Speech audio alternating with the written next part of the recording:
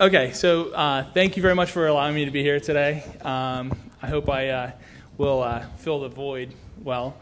I wanted to say it's an honor actually to follow Mr. Babatunde. What he spoke on is something similar to what I'm going to be addressing today, and that is basically the decontamination of pre-hospital public health spaces. And so please bear with me. My presentation is a little bit more of a domestic presentation, so hopefully it'll translate well.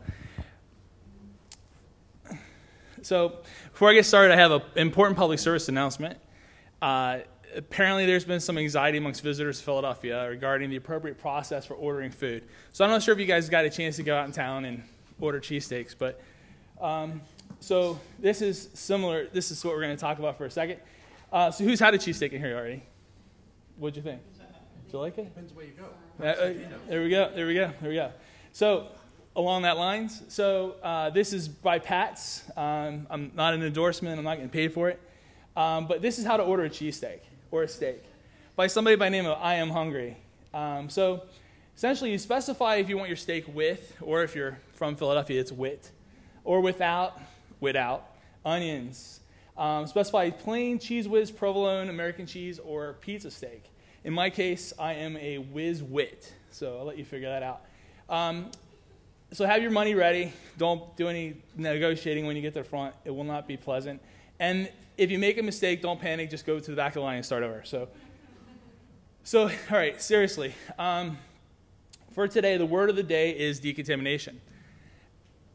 The CDC describes decontamination as rendering an area, device, item, or material safe to handle, i.e. safe in the context of being reasonably free from a risk of disease transmission, with the primary objective being to reduce the level of microbial contamination so that infection transmission is eliminated.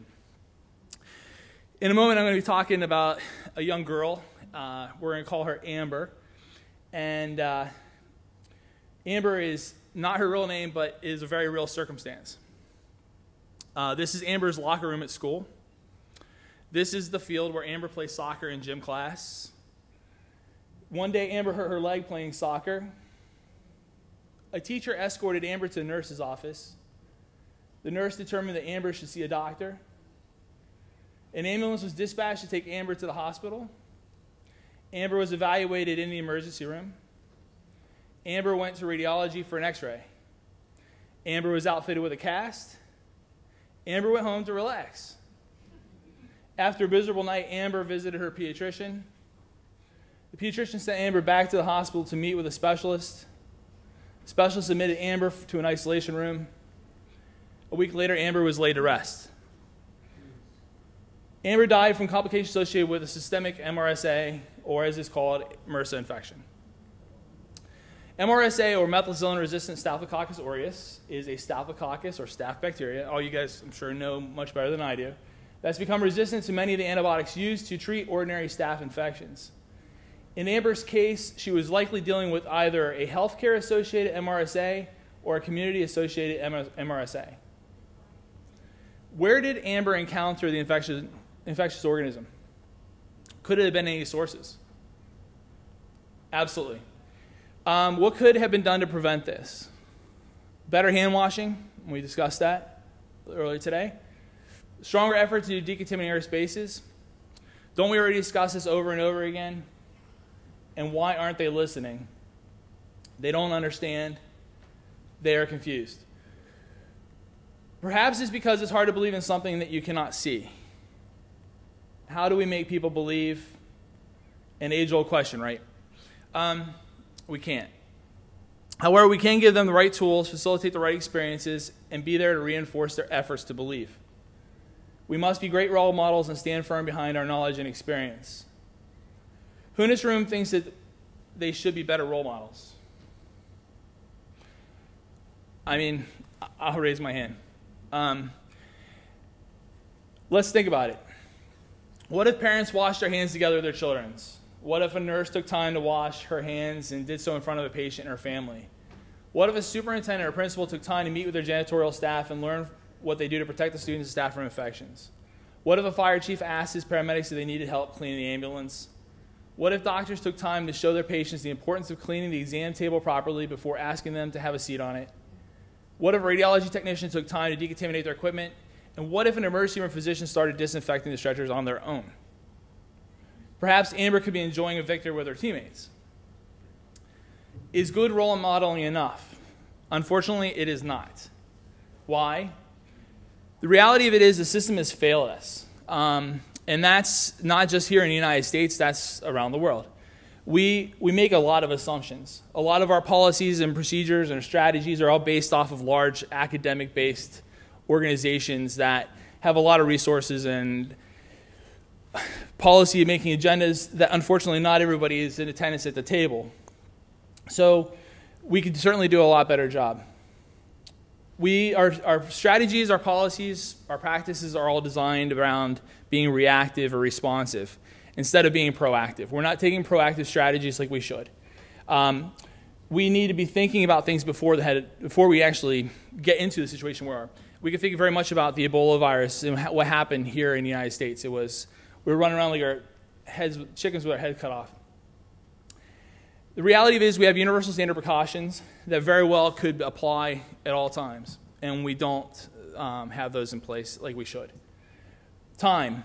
Time is extremely important in the sense that all of our policies, practices, strategies don't consider the amount of time that's necessary. Think about in the United States, for instance, I can go to a primary care physician today, pick any of them out of the phone book, go there, schedule an appointment, and I'm most likely going to walk into there. I'm going to meet my nurse. I'm going to register for the day, and they're going to have me stand on a scale, and they're going to take my height. And then as I'm standing there in the doorway, I may very well pass the patient who's coming out of the room. I may go into the room immediately after the patient leaves, and they're going to strip the paper off the exam table with no other considerations for disinfecting the space, despite what was in that room before me. So I may have been there for shin splints, and I may be leaving with another present.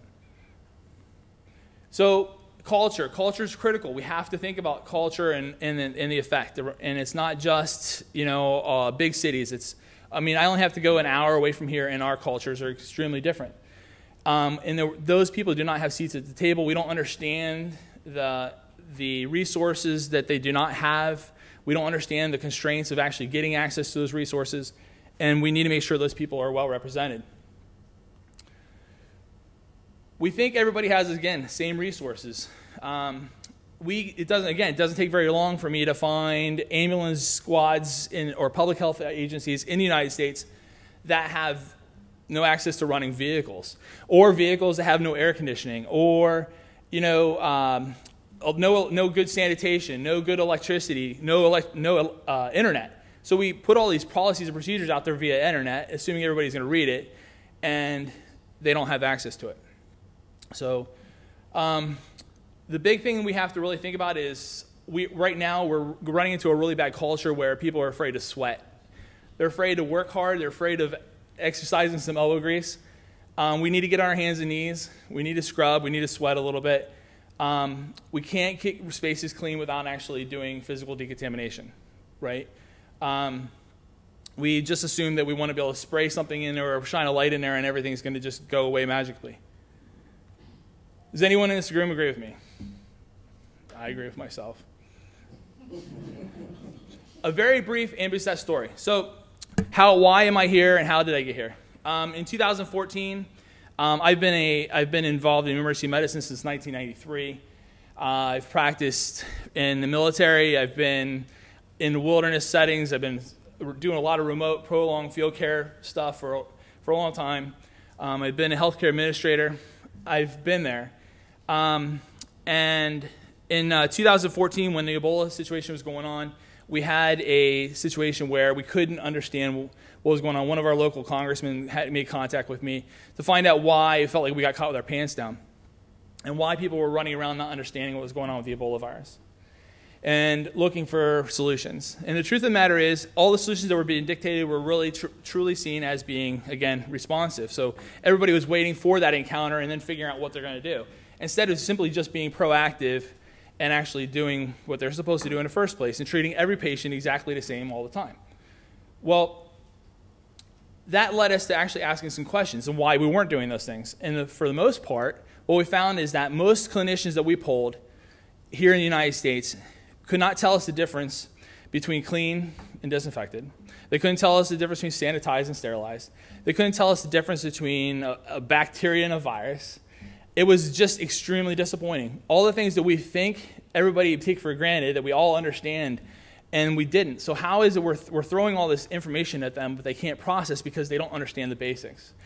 Especially in pre-hospital care in the United States. We go back to our very basic textbooks, and I'm very close friends with most authors of those textbooks. And I can tell you, as a matter of fact, that there's chapters missing from those books. We talk about good hand hygiene. We talk about uniform tidiness. But we don't talk about controlling our infection. We don't talk about preventing our infection. And we need to do a much better job of that. So we started, in addition to education, we really started thinking about cleaning and how we do mechanical clean and teaching people how to do that. So we did that.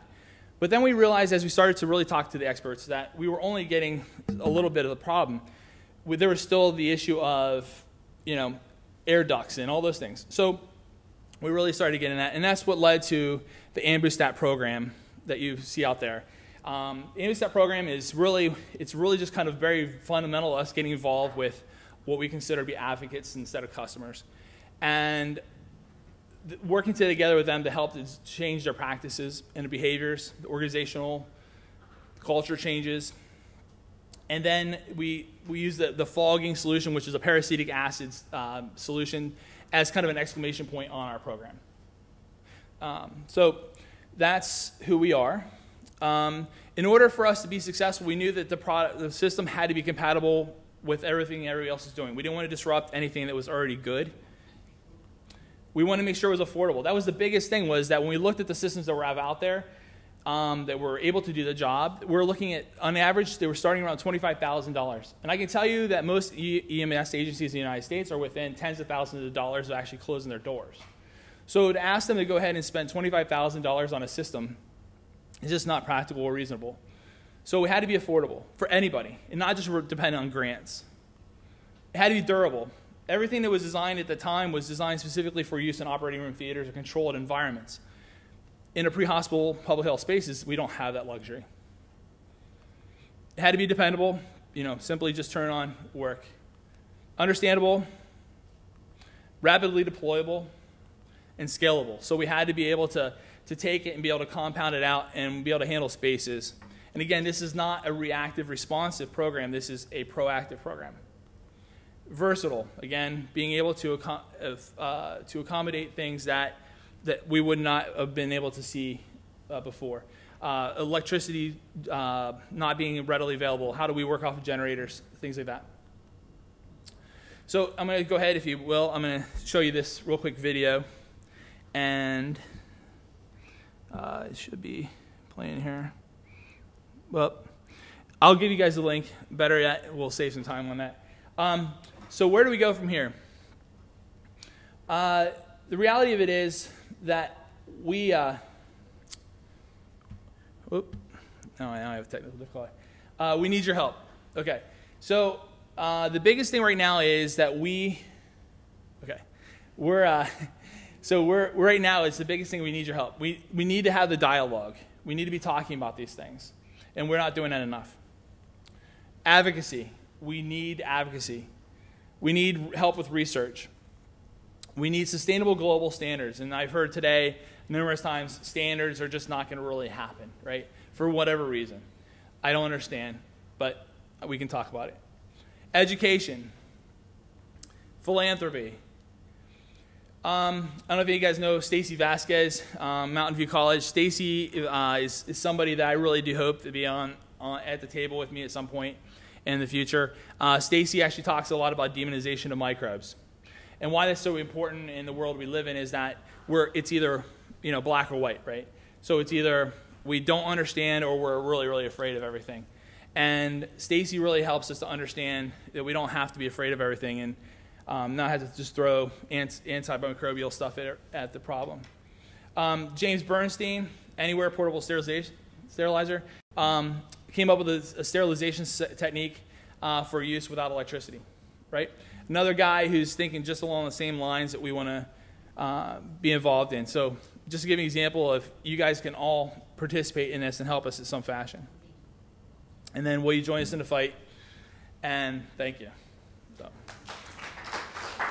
And if you guys have any questions, here's my information, but it's also available out there. And anyway, thank you very much. I appreciate it. Thank you. Thank you. Thank you. And cheesesteaks are on you. Yeah. Pat's, Gino's? Okay. Okay.